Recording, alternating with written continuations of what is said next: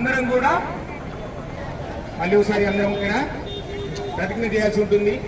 మనం ఈ ర్యాలీ ఉద్దేశమే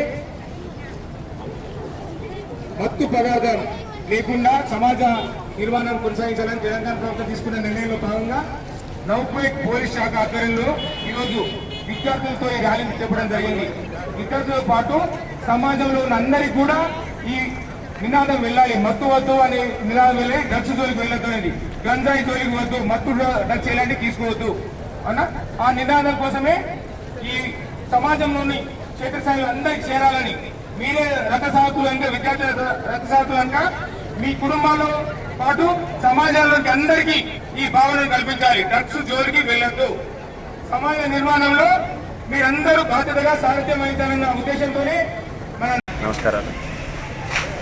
తెలంగాణ ప్రభుత్వం చేపట్టినటువంటి డ్రగ్ ఫ్రీ తెలంగాణ అనే ప్రోగ్రాంలో భాగంగా ఈరోజు పోలీస్ శాఖ ఆధ్వర్యంలో మా నిజామాబాద్ కమిషనర్ గారి ఉత్తర్వుల మేరకు నైపేట పోలీస్ స్టేషన్ పరిధిలో నైపేట మండల కేంద్రంలో ప్రభుత్వ బాలుర పాఠశాల అదేవిధంగా బాలికా పాఠశాల విద్యార్థులతో ఈరోజు డ్రగ్స్ పైన అవగాహన కార్యక్రమం ఏర్పాటు చేయడం జరిగింది.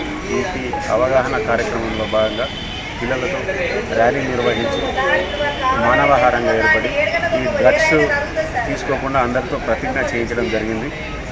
అయితే ఈ మధ్యకాలంలో చిన్నపిల్లల నుంచి పెద్దవారి దాకా డ్రగ్స్కు అలవాటు పడి ఆ డ్రగ్స్ మత్తులో ఎవరు ఏం చేస్తున్నారో తెలియని కూడా అయిపోయింది. అలాంటిది మన తెలంగాణని డ్రగ్ ఫ్రీ చేయాలన్న ఉద్దేశంతో ఈ కార్యక్రమం ఏర్పాటు చేయడం జరిగింది. అంతేకాకుండా ఎవరైనా సరే మీ చుట్టుపక్కల మీ బంధువులు కానీ మీ స్నేహితులు కానీ ఎవరైనా ఈ డ్రగ్స్కు అలవాటు పడితే వాళ్ళని ట్రీట్మెంట్ చేయడం కానీ వాళ్ళ కౌన్సిలింగ్ చేయడం కానీ జరుగుతుంది. దాని గురించి టోల్ ఫ్రీ నెంబర్ అయినటువంటి 1908కు అదేవిధంగా 100కు కాల్ చేసి మాకు సంప్రదించగలరు. మీ వివరాలు ఏదైతే ఉన్నాయో గోప్యంగా ఉంచబడుతుంటాయి.